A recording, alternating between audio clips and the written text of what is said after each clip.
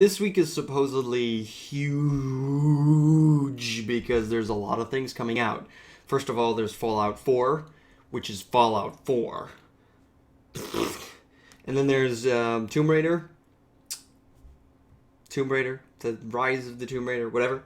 And then there's Legacy of the Void coming out. All on the same day, according to what I understand, which is today. All of them the same day for some god-awful reason. But these are all three giant titles that I don't care about at all, kinda. Rise of the Tomb Raider is not for PC as far as I know, and I have a PC. It's PC. And also it's a live action movie. Live action movie in the sense that it's an action movie in the sense that you play as an action. It's not a live action movie. It's a movie. I don't play movies as much. I don't love the genre of movies. It's usually really easy and kind of just a movie, so I'd rather just watch a movie instead. Fallout 4 is Fallout always did storytelling really, really well, and they have the lore in the world is pretty cool. The gameplay, however, is usually really dull for me.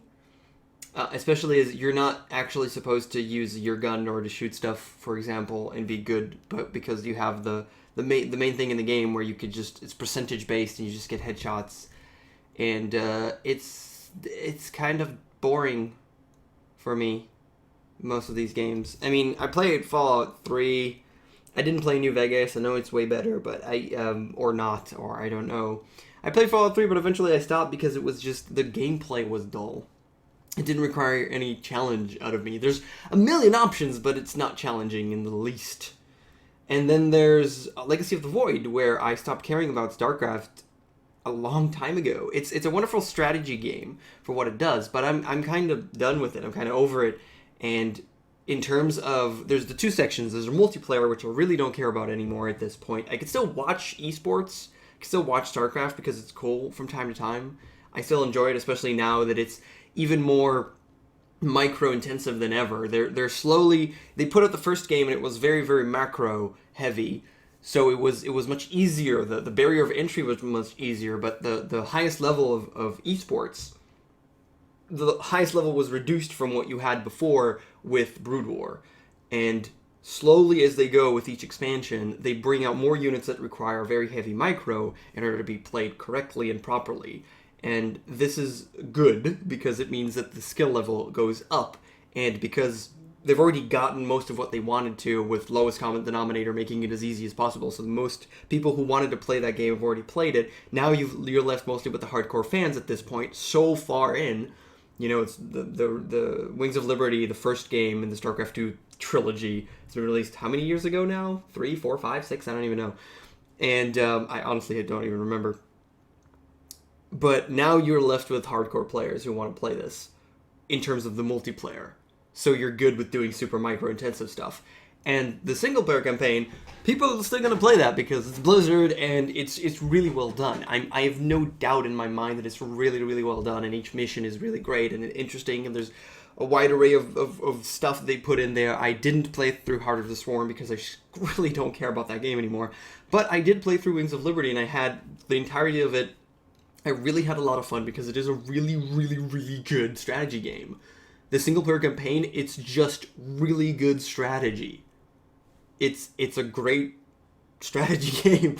There's nothing else to say about that. It does everything. It has great variety. It has pretty much everything done very well, except for one part, which is I hate the story. It's terrible. It's stupid. Ultimate evil! And what they did with Kerrigan, and it's just crap. Most of the characters they just derailed and made just crap, and I stopped caring because of that. I did enjoy the game, but I just stopped caring, and I didn't play Heart of the Swarm. And I'm not going to play Legacy of the Void, and I don't really care what happens in terms of the story or the lore or the world. I loved the original StarCraft and Brood War. I think their story is really good and so interesting, and I was so involved with it, and I couldn't wait for Wings of Liberty, and then it came out, and it sucked. So all of my investment into the world of StarCraft has gone out the window completely. But there are flashy cinematics, so for most people it's probably good enough. And most people probably don't really care about the lore in the world. They just care about the campaign. And it's excellent. It's Blizzard. It's super highly polished, so whatever, you could play that. But I don't really care about these 3 ginormous titles that are coming out right now.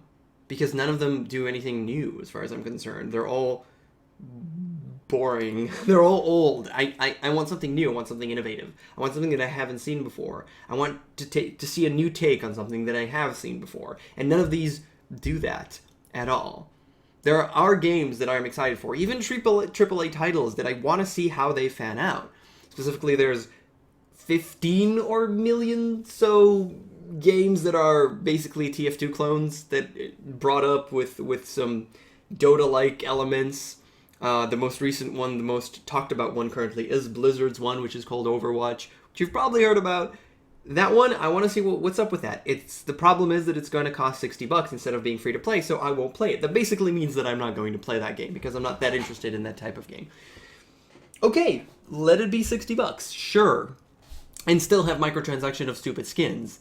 And when you could buy it and then you get all kinds of crap for other Blizzard games, which I could not care less about. So Blizzard has nothing to offer me at this point because they're just going the lowest common denominator as possible.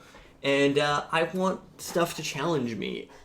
And I want stuff to challenge my game design principles that I've seen in play in genres that we have for the last 40 years. I want to see new stuff. And they don't really do that. Overwatch could be interesting. I'm not going to play it because it's going to cost money. And I'm not going to spend money on that. Not after Diablo 3. Which I vowed to not spend money on another Blizzard game. And I ain't going to change that because of not any of these, at least. So, big things coming out. I don't care. Does that make me a cool, uber, sexy hipster person? Dude? Elitist game designer person?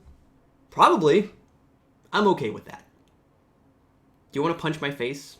Please don't. I'm really fragile. And I look like I'm 12, so it is not technically hitting a child, but it's technically hitting someone who looks like a child. I don't know how relevant that is. I'm gonna go now. Thanks for watching. I'll see you guys next time. Bye.